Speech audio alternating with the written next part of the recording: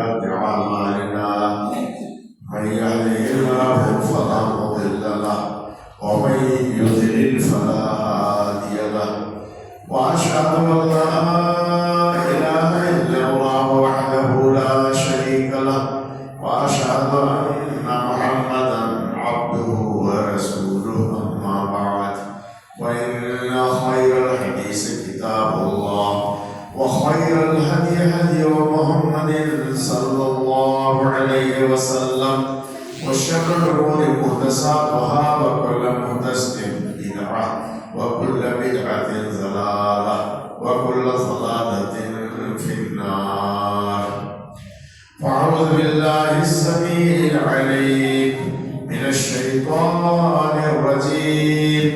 بسم الله الرحمن الرحيم. قاف والقرآن المجيد بل عجبوا أن جاءهم منذر منهم فقال الكافرون هذا شيء عجيب أإذا متنا وكنا ترابا ذلك رجع بعيد قد علمنا ما تنقص الأرض منهم وإننا كتاب حفيظ بل كذبوا بالحق لما جاءهم فهم في أمر مريج أفلم ينظروا إلى السماء فوقهم كيف بنيناها وزيناها وما لها من فروج والأرض مددناها وألقينا فيها رواسي وأنبتنا فيها من كل زوج بهيج تبصرة وذكرى لكل عبد منيب ونزلنا من السماء ماء مباركا فأنبتنا به جنات وحب الحصيد والنخل باسقات لها درع نضيد رزقا للعباد وأحيينا به بلدة ميتا كذلك الخروج كذبت قبلهم قوم نوح وأصحاب الرس وثمود وعاد وفرعون وإخوان لوط وأصحاب الأيكة وقوم تبع كل كذب الرسل فحق وعيد أفعينا بالخلق الأول ولهم في نفس من خلق جديد.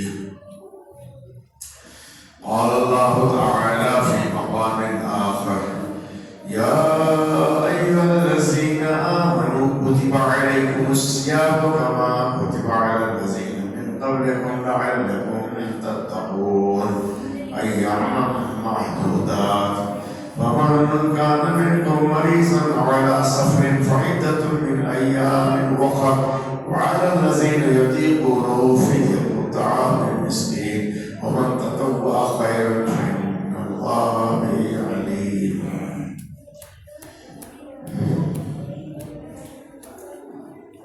تمام طرح کی حمد و ثنا بزرگی اور بڑائی اس ذات پاک کے لیے ہے کہ جس نے ہمیں رحمت و غفران سے بھرا ہوا رمضان المبارک کا مہینہ عطا فرمایا جس کی مثال کسی اور دھرم اور مذہب میں نہیں ملتی ہے.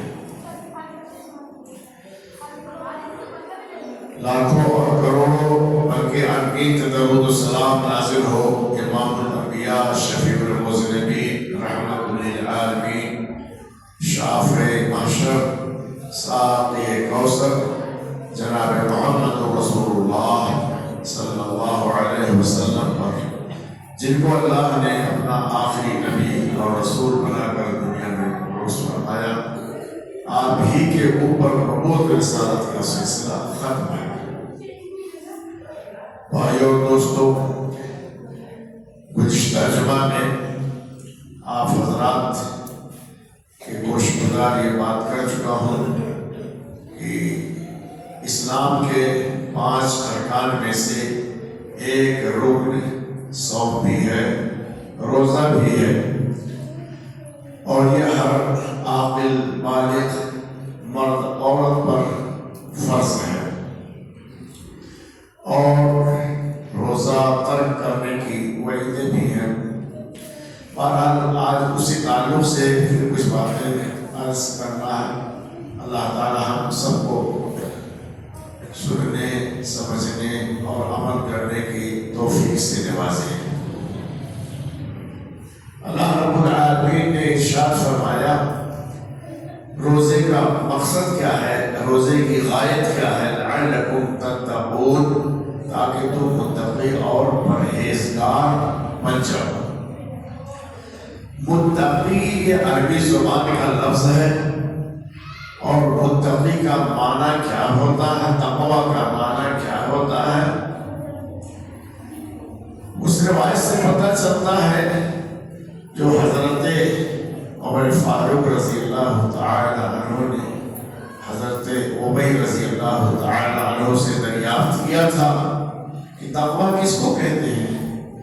کہا کسی ایسے راستے سے گزر ہوا کہ جس کے دونوں جانب جھربیلی کے پیڑ ہو، خاکدار جھاڑ ہو، اور اس میں آپ کے کپڑوں کے پھنسنے کا، الجھنے کا اندیشہ ہو، تو کیسے اس راستے سے نکلتے ہیں؟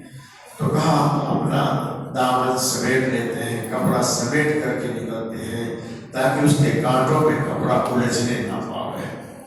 کہا بس یہی ہے تقویٰ، کہ دنیاوی زندگی کے اندر آدمی حلال و حرام میں تمیز کرتے ہوئے منکرات اور منہیات سے بچتا ہوا نکل جائے، اسی کا نام ہے تقویٰ، اسی کا نام ہے خوف خدا، اسی کا نام ہے خشیت الہی۔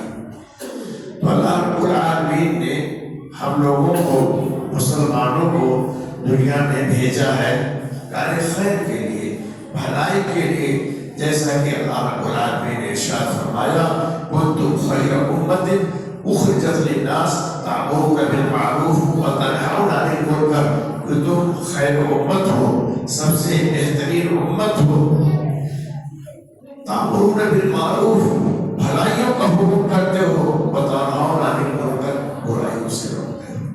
تو اگر ہم لوگ بھی برائی میں الجھ جائیں، برائی میں پھنس جائیں، تو یہ جو ہمارا منصب ہے، امت محمدیہ کا جو منصب ہے، یہ اس کے خلاف ہوگا۔ تو اللہ تعالیٰ نے روزہ فرض کر دیا ہے تاکہ نفس پاک ہو جائے، صاف ہو جائے، اور تقویٰ کی خوب اس کے اندر پیدا ہو جائے۔ ایسا نہ ہو کہ یہ نفس سرکش ہو، ایسا نہ ہو کہ یہ شکر بے نہار کی طرف جدھر چاہے ادھر گھومے اور ادھر منہ مارتا پھرے، ایسا نہیں ہونا۔ صرف اللہ کی عبادت میں، اللہ کی اطاعت میں زندگی ہماری بسر ہونی چاہیے۔ نفس یہ جیسا کہ عرض کر چکا ہوں، خیر و شر کی آماج گاہ ہے، اس کے اندر اچھے خیالات بھی آتے ہیں، برے خیالات بھی آتے ہیں، شیطانی وسوسے بھی آتے ہیں۔ تو اسی کی پاکیزگی کے لیے ایک بنایا گیا ہے، جیسا کہ بخاری شریف کی نہیں بلکہ متفق ہے روایت ہے، رسول اکرم صلی اللہ علیہ وسلم نے ارشاد فرمایا، یا معاشر الشباب من استطاع منکم الباء فلیتزوج فإنه اغض للبصر واسمر للفرج۔ اے نوجوانوں کی جماعت، جو شخص نان و نفقے کی طاقت رکھتا ہو، شادی کی طاقت رکھتا ہو، تو اس کو نکاح کر لینا چاہیے، اور من لم یستطع، اور جو اس کی طاقت نہیں رکھتا ہے، فعلیہ بالصوم، کو روزہ رکھنا چاہیے، فإنه له وجاء، اس سے شہوت ختم ہوتی ہے، شہوت دب جاتی ہے۔ تو روزے کا مقصد یہی ہے کہ جو جسم کے اندر قوت بہیمیہ ہے، قوت شیطانیہ ہے، وہ ابھرنے نہ پاوے، وہ قابو میں رہے، وہ کنٹرول رہے، یہی اس کا مقصد ہے۔ تو یہ مقصد الحمدللہ رمضان المبارک کے اندر حاصل ہوتا ہے، کیونکہ رسول اللہ صلی اللہ علیہ وسلم نے ارشاد فرمایا، فإنه صبر شہر الصبر و شہر المواسات، یہ صبر کا مہینہ ہے، مواسات کا مہینہ ہے۔ صبر اس طرح سے کہ اگر آپ کے خلاف کوئی بات ہو رہی ہے، آپ سے کوئی لڑنے پر، آپ کے خلاف کوئی جھگڑنے پر آمادہ ہے، تو اس پر صبر کیا جاتا ہے۔ یہ بھی نفس اس میں دبتا ہے، نفس اس میں کچلتا ہے۔ اور اگر یہ مواسات کا مہینہ ہے، مواسات کا مطلب ایک دوسرے سے میل جول، ایک دوسرے سے محبت، ایک دوسرے کے ساتھ ہمدردی اور ہمدم خواہی ہوتی ہے، تو یہ ساری چیزیں اسی سے روزے سے حاصل ہوتی۔ نفس کو دبانا اصل چیز ہے۔ کسی شاعر نے کہا کہ بڑے موذی کو مارا نفس امارہ کو گر مارا، بڑے موذی کو مارا نفس امارہ کو گر مارا، نہنگ کو اژدہا کو شیر نر مارا تو کیا مارا۔ سب سے بڑا موذی اور سب سے زیادہ تکلیف دینے والا، اذیت پہنچانے والا یہ اپنا نفس ہے۔ ذرا سی چوک ہو گئی تو اللہ کا عذاب تو ہے ہی، سماج میں بے عزتی، سماج میں توہین اور سماج میں سزا وغیرہ یہ سارے مسائل پیش آتے ہیں۔ تو بڑے موذی کو مارا نفس امارہ کو گر مارا، نہنگ کو اژدہا وہ شیر نر مارا تو کیا مارا، مگرمچھ کو مارا، اور بڑے سانپ کو، زہریلے سانپ کو، بڑے کوبرا کو مار دیا، یا شیر نر کو مار دیا، چیتے کو مار دیا، تو وہ بڑا کام نہیں ہے۔ سب سے بڑا کام ہے کہ نفس کو کنٹرول کرنا، نفس کو قابو میں رکھنا۔ تو یہی چیز اس ماہ مبارک کے اندر ہمیں حاصل ہوتا ہے۔ اللہ رب العالمین نے اس کے متعلق کچھ احکام اور مسائل بھی اسی رکوع کے اندر جس میں یہ آیت ہے جو میں نے پڑھی ہے اسی نے اور آگے بیان فرمایا۔ اللہ رب العالمین نے فرمایا کہ جو شخص اس کی طاقت رکھتا ہو وہ روزہ رکھے۔ وعلى الذين يطيقونه فدية طعام مسكين، اور جو لوگ اس کی طاقت نہ رکھتے ہو تو ایک مسکین کو فدیہ دے، ایک مسکین کو کھانا کھلانا۔ یہ کن لوگوں کے متعلق ہے؟ بخاری شریف کے اندر غالباً حضرت ابن عباس رضی اللہ تعالیٰ عنہما کا قول ہے کہ جو لوگ طاقت نہیں رکھتے ہیں ان سے مراد بزرگ ہیں، جو نہایت کمزور ہیں، ضعیف ہو چکے ہیں، اور یہ 12-14 گھنٹہ یہ بھوکے پیاسے نہیں رہ سکتے ہیں، تو ان کو شریعت نے یہ چھوٹ دیتی ہے۔ شریعت نے ان کو اجازت دی ہے کہ جو برداشت نہیں کر سکتا ہے اتنے لمبا وقفہ تک، تو فدیۃ طعام مسکین، ایک مسکین کو وہ کھانا کھلا دے۔ یہ ہمارے شریعت دینیہ، شریعت اسلام کی یہ خوبصورتی ہے، یہ شریعت اسلام کی یہ خصوصیت ہے کہ اللہ نے خود فرما دیا یرید اللہ بکم اليسر ولا یرید بکم العسر۔ اللہ سبحانہ وتعالیٰ تمہارے ساتھ آسانی چاہتا ہے، نرمی چاہتا ہے، تمہارے ساتھ سختی نہیں چاہتا ہے۔ کہ اگر آدمی بوڑھا ہے، کمزور ہے، طاقت نہیں ہے، تب بھی وہ روزہ رکھے، ایسا نہیں ہے۔ مسافر سفر کی حالت میں ہے، سخت تپش ہے، سخت گرمی ہے اور پریشان بے حال ہے، تو اس کے لیے بھی شریعت نے اجازت دی۔ یہ ہمارے اسلام کی بہت بڑی خصوصیت اور بہت بڑی خوبصورتی ہے کہ اسلام نے ہمیں اور آپ کو اس کی اجازت دے رکھی ہے۔ اس کی بہت ساری مثالیں ہیں اور وقت بہت محدود و مختصر ہے کہ شریعت نے مسلمانوں کو، مومنوں کو کیا سہولت دے رکھی ہے، کیا نرمی دے رکھی ہے، کیا لچک ہے شریعت کے اندر، اس کو بیان کرنے کا وقت نہیں ہے۔ صرف آپ یہ دیکھ سکتے ہیں کہ نماز اگر آپ مسافر ہیں، سفر میں ہیں، تو اللہ سبحانہ وتعالیٰ نے 4 وقت کی نمازوں کو 2 وقت کر دیا ہے، 2 رکعت کر دیا ہے، 2 وقت 2 رکعت معاف ہے۔ ظہر آپ 2 رکعت پڑھ لیں، عصر آپ 2 رکعت پڑھ لیں، عشاء سے 2 رکعت پڑھ لیں۔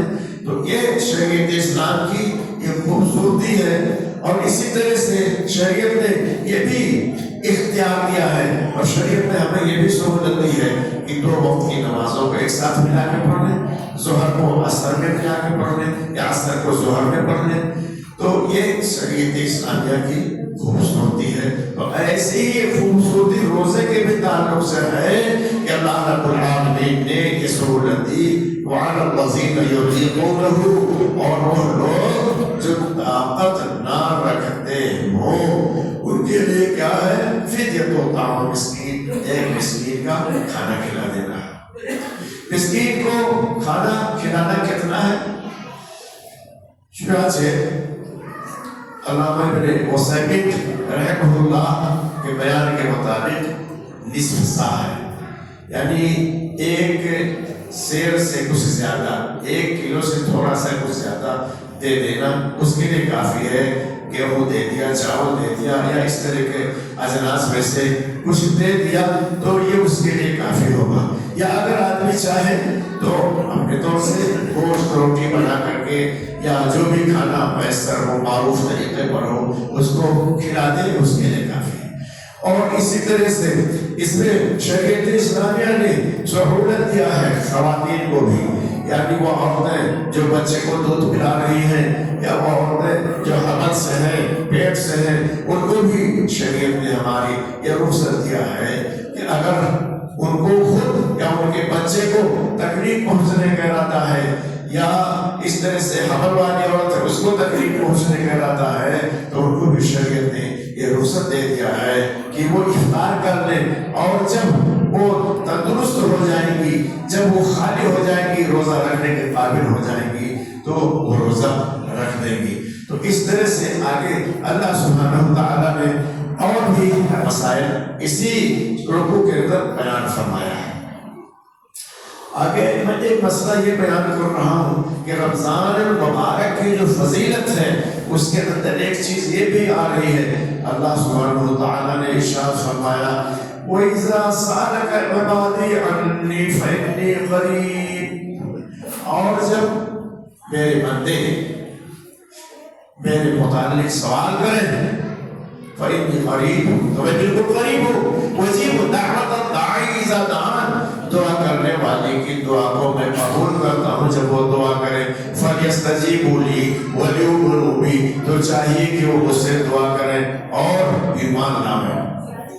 تو معلوم یہ ہوا کہ جہاں رمضان المبارک کے اور بہت سارے فضائل ہیں، بہت ساری برکتیں ہیں، اس میں ایک بہت بڑی برکت یہ ہے کہ اس کے اندر بکثرت دعا بھی کرنی چاہیے۔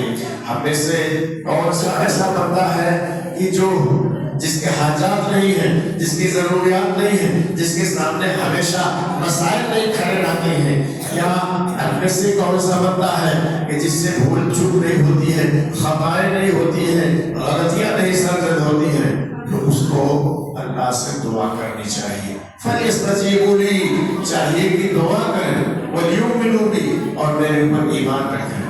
تو معلوم یہ ہوا کہ اس ماہ مبارک کے اندر ہمیں کثرت سے اللہ رب العالمین کو یاد کرنا چاہیے، دعا کرنی چاہیے جو ہماری اپنی ضروریات ہیں۔ بیماری سے شفا کے لیے دعا کرنی چاہیے، روزی میں تنگی ہے تو روزی میں کشادگی کے لیے دعا کرنی چاہیے۔ اسی طرح سے اگر کسی کی گود خالی ہے تو اس کو بھی اللہ رب العالمین سے دعا کرنی چاہیے۔ کسی کے نوکری کی ضرورت ہے اور کسب معاش کے راستے بند ہیں، اس کے لیے بھی دعا کرنا چاہیے۔ اس طرح سے اللہ رب العالمین سے خلوص دل سے دعا کرنی چاہیے۔ کہتا اللہ رب العالمین کہ میں قبول کرنے والا ہوں، میں قبول کرتا ہوں، تو لہٰذا کثرت سے دعا کرنا چاہیے۔ یہ جو مسائل کا بیان اس سے رکوع کے اندر ہوا ہے رمضان المبارک کے مسائل کا، اسی کے درمیان ہی یہ دعا کرنے کا بھی مسئلہ آیا ہوا ہے۔ دعا کرنے کے بھی اللہ سبحانہ وتعالیٰ نے ہدایت فرمائی ہے۔ اس سے ظاہر ہوتا ہے کہ روزہ رکھنے کے حال میں یا ماہ مبارک کے مہینے میں بکثرت دعا کا بھی اہتمام کرنا چاہیے۔ دعا کیا ہے؟ اللہ رب العالمین سے تضرع کرنا، عاجزی کرنا، گر گرانا، یہی دعا ہے۔ اپنے حاجات ضرورات اس کے سامنے رکھنا۔ لیکن میرے بھائیو اور دوستو، دعا کے کچھ آداب بھی ہیں، دعا کی کچھ شرطیں بھی ہیں، ان کو ملحوظ رکھنا چاہیے۔ چنانچہ علامہ ابن قیم رحمہ اللہ کی بہت مشہور معروف کتاب ہے، کیا ہے؟ الدواء الشافی۔ وہ کتاب بہت مشہور، الدواء والدواء الجواب الکافی لمن سأل عن الدواء الشافی، یہ ان کی بہت مشہور کتاب ہے۔ اس کے اندر وہ لکھتے ہیں کہ بھائی دیکھیے ایسے صرف اور صرف زبان پر ایسے گزار لینا سرسری طور سے کہہ لینا ہی کافی نہیں، بلکہ خلوص دل سے دل لگا کر کے اللہ کو پکارو، دل لگا کر کے اس سے تضرع کرو، دل لگا کر عاجزی کے ساتھ اس کو پکارو، تب اللہ سبحانہ وتعالیٰ دعا کو قبول کرتا ہے۔ وہ مثال دیتے ہیں کہ جس طرح سے کوئی آدمی تیر چلا رہا ہے، کمان چلا رہا ہے اور کمان کو وہ کھینچ رہا ہے زور سے، تو جتنا طاقت اس کے ہاتھ میں ہوگی اور جتنا زور سے کمان کو کھینچا جائے گا اتنی ہی طاقت سے تیر جا کر کے ہدف پر نشانے پر لگے گا، اثر کرے گا۔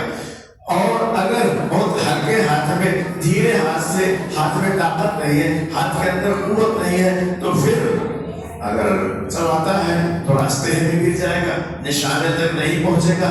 تو ایسے ہی ہے کہ ہمیں جو ہے پوری طاقت کے ساتھ تضرع کے ساتھ اللہ سے دعا کرنی چاہیے اور پورے الہا اور اصرار کے ساتھ دعا کرنی چاہیے کہ اللہ تعالیٰ تو ہمیں یا عطا فرما، تیرے کارخانے میں، تیری قدرت میں، تیری رحمت میں کوئی کمی نہیں ہے، تو ہمیں یہ ساری چیزیں جو ہماری درخواست ہے تو قبول فرما لے، عطا کر لے۔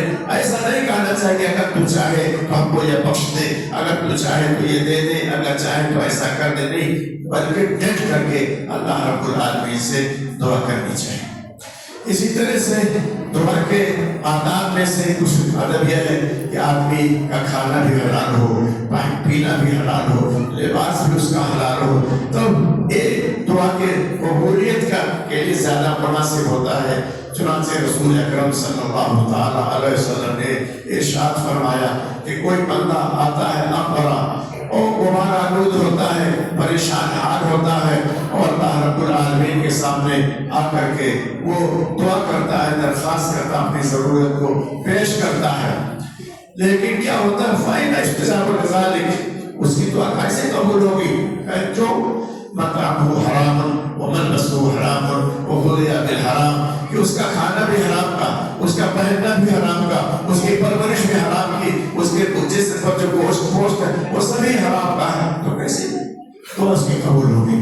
لہٰذا آداب کا بھی لحاظ ہونا چاہیے، ملحوظ رکھنا چاہیے۔ اسی طرح سے قبولیت دعا کے کچھ اوقات بھی خاص ہیں، قبولیت دعا کے کچھ خاص اوقات ہیں جس میں رسول اکرم صلی اللہ تعالیٰ علیہ وسلم کے فرمان کے مطابق اللہ سبحانہ و تعالیٰ ہر دن یعنی ہر رات کے آخری پہر میں آسمان دنیا پر نزول فرماتا ہے، اترتا ہے اور وہ کہتا ہے کہ ہے کوئی دعا کرنے والا، ہر کوئی طلب کرنے والا، ہے کوئی مانگنے والا جو مجھ سے طلب کرے، روزی طلب کرے، اولاد طلب کرے، شفا طلب کرے، تو اللہ اعلان کرتا ہے کہ ہے کوئی طلب کرنے والا۔ جب کوئی دعا کرتا ہے، طلب کرتا ہے تو اللہ قبول فرماتا ہے۔ یہ قبولیت کے خاص اوقات میں سے ہے کہ فجر سے کچھ پہلے اور رات کے آخری حصے میں جو تہجد کا وقت ہوتا ہے، ایسے وقت میں آدمی اللہ رب العالمین کو یاد کرے اور دعا کرے تو بہت کچھ امید رہتی ہے کہ اس کی دعا قبول ہو جائے۔ اور اسی طرح سے نماز فرض کے بعد آدمی جب نماز فرض سے فارغ ہو جائے، السلام علیکم ورحمۃ اللہ، السلام علیکم ورحمۃ اللہ سے فارغ ہو جائے تو اس وقت بھی دعا کے قبولیت کا زیادہ امکان رہتا ہے۔ اس کے متعلق بھی رسول اللہ صلی اللہ علیہ وسلم نے ارشاد فرمایا ہے کہ نماز کے بعد ہی دعا کرنے میں یہ قبولیت کا اوقات میں سے ہے۔ اسی طرح سے اور بھی دعا کے قبولیت کا اوقات ہے، یعنی تکبیر اور اذان اور تکبیر کے درمیان اس کا جو وقت ہوتا ہے یہ دعا کے قبولیت کا اوقات میں سے ہے۔ امام جب ممبر پر بیٹھ چکا ہو تو اس وقت بھی دعا کے قبولیت کا زیادہ امکان رہتا ہے۔ بیت اللہ شریف کا آدمی طواف کر رہا ہو اس وقت بھی دعا کے قبولیت کا امکان زیادہ رہتا ہے۔ تو یہ ساری چیزیں قبولیت دعا کے اوقات میں سے ہیں۔ اور آداب میں سے اس کی کیا ہے کہ رسول اکرم صلی اللہ علیہ وسلم نے ارشاد فرمایا ہے، ارشاد کیا بلکہ آپ کے فعل سے، عمل سے یہ پتہ چلتا ہے کہ آدمی جب دعا کرنا چاہے تو باوضو ہونا چاہیے، یعنی دعا تو آدمی کسی بھی وقت کر سکتا ہے، جب کر سکتا ہے، لیکن مستحب ہے کہ وہ باوضو ہو۔ چنانچہ بخاری شریف کی روایت ہے کہ ایک صحابی نے رسول اللہ صلی اللہ علیہ وسلم سے اس بات کی درخواست کی تھی، آپ نے پانی منگوایا، وضو کیا، اور وضو کرنے کے بعد آپ قبلہ رخ ہو گئے، اور قبلہ رخ ہو کر کے آپ نے ان کے لیے مغفرت کی دعا فرمائی۔ تو ایک تو یہ ہو گیا کہ آدمی مستحب ہے، میں فرض اور واجب نہیں کہہ رہا ہوں، مستحب ہے کہ آدمی باوضو ہو۔ دوسرے استحباب میں سے یہ ہے کہ قبلہ کی طرف اس کا رخ ہونا چاہیے، قبلہ کی طرف رخ کر کے اللہ رب العالمین سے دعا کرے۔ اور اسی طرح سے آداب میں سے ہے کہ دعا سے پہلے آدمی رسول اللہ صلی اللہ علیہ وسلم پر درود بھیجے، دعا کے بعد بھی درود بھیجے۔ تو یہ دعا کے آداب میں سے ہے۔ آگے اللہ رب العالمین نے اور بھی اس سے میں مسائل بیان فرماتی، الصیام الی اللیل، روزہ رات تک پورا کرو۔ کب سے روزہ رکھنا ہے؟ طلوع فجر سے لے کر کے غروب آفتاب تک یہ روزہ رکھنا ہے۔ چنانچہ طلوع فجر کے سے پہلے آدمی کو سحری سے فارغ ہونا چاہیے۔ رسول اللہ صلی اللہ علیہ وسلم نے ارشاد فرمایا کہ ہمارے اور یہود کے درمیان، اہل کتاب کے درمیان جو فرق ہے سحری کا کھانا ہے۔ وہ لوگ سحری نہیں کھاتے اور ہم لوگ سحری کھاتے ہیں، تو یہ معلوم ہوا کہ یہ سنت ہے اور سحری کا بھی اہتمام کرنا چاہیے، اس کو اگنور نہیں کرنا چاہیے، نظر انداز نہیں کرنا چاہیے کہ نیند آ رہی ہے اور سو لیں، بغیر کھائے بغیر پیے ہم روزہ رکھ لیں گے، ایسا نہیں ہے، بلکہ کچھ نہ کچھ کھانا چاہیے، کچھ نہ تو آدمی پانی پی لے، ایک تو کھجور کھا لے، کچھ نہ کچھ اس کا اہتمام ہونا چاہیے۔ یہی ہمارے درمیان اور اہل کتاب کے روزوں کے درمیان فرق ہے کہ وہ لوگ بھی روزہ رکھتے ہیں لیکن وہ لوگ سحری کا اہتمام نہیں کرتے۔ ایسے ہم اپنے ہاں برادران وطن کو دیکھتے ہیں کہ روزہ رکھتے ہیں، جس کو بھوکھا کا نام وہ دیتے ہیں، برت کا نام دیتے ہیں، لیکن وہ لوگ سحری نہیں کرتے۔ اور پھر رسول اللہ صلی اللہ علیہ وسلم نے ارشاد فرمایا کہ اذا ادبر اللیل من هنا واقبل النهار من هنا، تو اس کے متعلق آپ نے فرمایا کہ سحری افطاری میں جلدی کرنی چاہیے، افطاری میں جلدی کرنا چاہیے، دیر نہیں کرنا چاہیے، اور جب سورج غروب ہو جائے یعنی رات آ گئی، دن غائب ہو گیا، تو اس وقت سحری افطاری کر لینا چاہیے۔ یہ رسول اللہ صلی اللہ علیہ وسلم کی تعلیم ہے۔ کچھ لوگ ایسے بھی ہوتے ہیں کہ جو احتیاط کے نام پر 1-2 منٹ 3 منٹ تاخیر کرتے ہیں۔ بھائی احتیاط کا کیا مطلب ہے؟ سورج ہماری نظروں سے اوجھل ہو گیا، ہماری نگاہوں سے غائب ہو گیا ہے، سورج ڈوب گیا، بات ختم ہو گئی، اس لیے اس میں جلدی کرنا چاہیے۔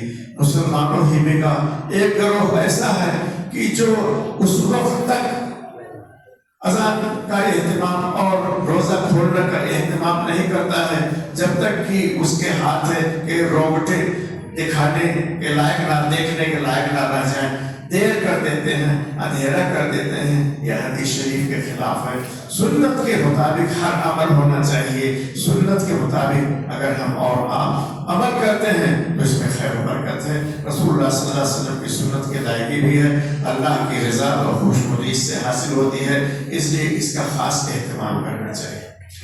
اور دوسرا مسئلہ روزے کے حوالے سے یہ عرض کر دوں کہ رمضان المبارک جو خیر و برکت کا مہینہ ہے، غفران کا مہینہ ہے، کسی بھی روزے دار کو افطار بھی کرانے کا بہت بڑا ثواب ہے۔ اس میں کسی غریب، مالدار اور مسکین کا کوئی فرق نہیں ہے۔ من افطر صائما، رسول اکرم صلی اللہ تعالی علیہ وسلم نے ارشاد فرمایا کہ جس نے کسی بھی روزے دار کو افطار کرایا تو اس کو اس کے روزے کے برابر ثواب ملے گا۔ یہ اس برکت مہینے کی خیر و برکت میں سے ہے، اور ہمارا اللہ رب العالمین کا انعام اکرام ہے کہ صرف آپ روزہ افطار کرا دیں، روزہ کھلوا دیں تو ایک روزے دار کے روزے کا برابر آپ کو ثواب ملے گا۔ کیوں ملے گا؟ اس لیے کہ روزہ اللہ کے نزدیک بہت پسندیدہ عمل ہے، بہت بڑا عمل ہے، اور گویا افطار کرانے والا یہ ایثار کرتا ہے، افطار کرانے والا قربانی پیش کرتا ہے اور اجر و ثواب کے حصول کے لیے کوشاں ہوتا ہے، تو اس کے لیے خاص اہتمام ہونا چاہیے۔ کچھ لوگ یہ سوچتے ہیں کہ اگر ہم نے کسی دوسرے کے کھجور پر، دوسرے کی روٹی پر اور دوسرے کی افطاری پر ہم نے روزہ افطار کر لیا تو ہمارا اجر و ثواب چلا جائے گا، جس نے افطار کرایا ہے اس کو اس کا اجر و ثواب مل جائے گا۔ ایسا کچھ نہیں ہے میرے بھائی اور دوستو، جس نے روزہ رکھا اس کو اپنے روزے کا تو ثواب ملے گا ہی، لیکن وہ جو ثواب افطاری کرنے والے کو ملے گا وہ الگ سے ایک روزے دار کے افطار کے برابر اس کو ثواب ملے گا۔ اس لیے اس کا بھی اہتمام کرنا چاہیے۔ وہی جو رسول اللہ صلی اللہ علیہ وسلم نے ارشاد فرمایا کہ یہ مواسات کا مہینہ ہے، خیر خواہی کا، بھلائی کا، میل و محبت کا مہینہ ہے، اس سے دوستی بڑھتی ہے، میل و محبت میں اضافہ ہوتا ہے، اور اس طرح ایک دوسرے کے ہاں جا کر کے یا دوسرے کی دی ہوئی افطاری کھانے سے، افطار کرنے سے لوگوں میں جو کینہ ہے، بدورت ہے، اور اسی طرح سے کوئی میل ہے وہ چیز صاف ہو جاتی ہے۔ تو اس پر اس کا بھی، جس کو اللہ سبحانہ و تعالیٰ توفیق دے، اس کا بھی اہتمام کرنا چاہیے کہ روزے داروں کو افطار کرانا چاہیے۔ یہ بڑے ہی اجر و ثواب کا اور بڑے ہی خیر و برکت کا کام ہے، اور رسول اللہ صلی اللہ علیہ وسلم نے ارشاد فرمایا للصائم فرحتان، فرحۃ عند فطرہ وفرحۃ عند لقائہ۔ روزے دار کو دو فرحتیں حاصل ہوتی ہیں، ایک تو افطاری کے وقت، اور دوسرے اللہ رب العالمین سے جب ملاقات کرے گا تو اس وقت اس کو خوشی حاصل ہوتی ہے۔ ایک آدمی کی جو مفرق الحال ہے یا مسافر ہے یا مزدور ہے، اس کے پاس افطاری کا سامان نہیں، اس کے پاس انتظام نہیں، جب اس کو افطاری کرائی جاتی ہے تو ایک تو اس معنی پہ اس کو بہت خوشی ہوتی ہے کہ دن بھر وہ 12-14 گھنٹہ جو پیاسا رہا ہے، بھوکا رہا ہے، اور بھوکا رہنے یا پیاسا جو شدت برداشت کیا، ایک تو کھانے کا وقت آ گیا، یہ خوشی ہوتی ہے، اور دوسرے جو نعمتیں اس کو میسر آتی ہیں، سیب ہے، انگور ہے، یا سوئیاں ہیں، یا اس طرح کی اور چیزیں جو اس کو حاصل ہوتی ہیں، تو جو ہے اس کو بہت ہی خوشی و مسرت حاصل ہوتی ہے۔ تو للصائم فرحتان، تو جو افطار کراتا ہے اس کو بھی اور جو افطار کرتا ہے اس کو بھی، دونوں کو بہت خوشی ہوتی ہے۔ وفرحۃ عند لقاء ربی، اور دوسری خوشی حاصل کب ہوتی ہے؟ جب اللہ رب العالمین سے روزے دار کی ملاقات ہوگی، اور جب اللہ رب العالمین بے حد و حساب اس کو اجر و ثواب سے نوازے گا۔ یہ بہت بڑی فضیلت ہے روزے کی۔ اسی طرح سے رسول اللہ صلی اللہ علیہ وسلم نے روزے کی فضیلت سے متعلق ارشاد فرمایا ہے کہ روزے دار کے منہ سے جو بو آتی ہے، بھوکا رہنے کی وجہ سے، پیاسا رہنے کی وجہ سے، اندر آنت سے، اس کے معدے سے کچھ کری بو آتی ہے، تو فرمایا رسول اللہ صلی اللہ علیہ وسلم نے کہ وہ کتنا زیادہ پسندیدہ ہے اللہ کے نزدیک، مشک سے بھی بہتر ہے، مشک سے بھی بڑھتر ہے۔ دنیا کے اندر جتنے بھی عطریات ہیں، جتنے بھی خوشبو پائے جاتے ہیں، سب میں سب سے بہتر خوشبو مشک ہے، مشک سے بڑھ کر کوئی خوشبو نہیں ہے۔ تو اس خوشبو اللہ کو بہت زیادہ پسند ہے۔ اس لیے میرے بھائیوں اور دوستوں، عزیزوں، اس آپ حضرات سے یہ اپیل ہے، یہ گزارش ہے، اور دین کے حوالے سے یہ گزارش ہے کہ آپ لوگ روزے کا اہتمام کریں، اور جو لوگ غفلت میں ان ایام کو گزار رہے ہیں انہیں متنبہ ہو جانا چاہیے، بیدار ہونا چاہیے کہ یہ وقت ہمیں ملا ہوا ہے، آئندہ ملے نہ ملے، زندگی ساتھ دے نہ دے، وفا کرے زندگی نہ کرے، تو اس کو گنوانا نہیں چاہیے۔ اور اسی طرح سے خود روزے کا اہتمام، دوسروں کے ساتھ روزہ افطار کرانے کا اہتمام، میل و محبت اور مواسات وغیرہ کا اہتمام، ان ساری چیزوں کا خیال رکھنا چاہیے۔ اللہ سبحانہ و تعالیٰ سے دعا ہے کہ ہماری عبادتوں کو قبول فرمائے، ہمارے روزوں کو قبول فرمائے، اور ہماری طرف سے جو صدقات خیرات ہو رہے ہیں ان سب کو اللہ رب العالمین قبول فرمائے۔ اے اللہ، تیرے خزانے میں کوئی کمی نہیں ہے، تیری رحمت بڑی وسیع ہے، تو ہم سب کی مغفرت فرما دے۔ دے، ہمارے بھول چوک اور خطاؤں سے درگزر فرما دے۔ الہ العالمین تو بے حد و حساب اپنے عدل سے ہم سب کو نواز دے۔ رب العالمین ہمارے ایمان و اسلام پر قائم رکھ، ہم سب کو خیر و برکت سے نواز۔ جو ہم میں سے بیمار ہیں انہیں تو شفا عطا فرما دے۔ الہ العالمین جو ہم میں سے جن کے روزی میں تنگی ہے ان کی روزی کو کشادہ کر دے۔ جن ماؤں بہنوں بیٹیوں کے جو گودیں خالی ہیں اللہ رب العالمین تو ان کی گود کو بھر دے، ان کے آنگن میں کلکاری ہو اور سہلپال ہو۔ العالمین ہم سب کی مغفرت فرما۔ بارک اللہ لنا ولکم فی القرآن العظیم ونفعنی وإیاکم بالآیات والذکر الحکیم انہ تعالی جواد کریم ملک بر رؤوف الرحیم۔